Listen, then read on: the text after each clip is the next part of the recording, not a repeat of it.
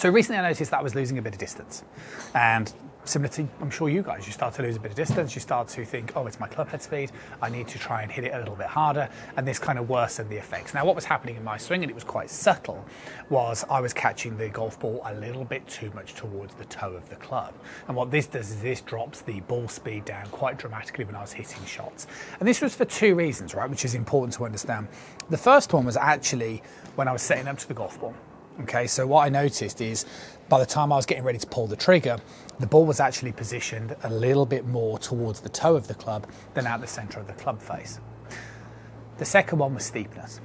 What was happening in the downswing position was as I was coming down, the club shaft was coming down slightly too vertical. When the club comes down too vertical, it's going to make you susceptible of striking it more towards the toe, the furthest part of the club, and this was what was happening to me. The really important thing here is don't rectify this problem by trying to do anything drastic. All you've got to do is allow your arm to straighten. You see, if I come down and my arm stays too bent as I turn, I start to get above plane. If I stay in this position but I straighten my right arm, so the way I come down on plane.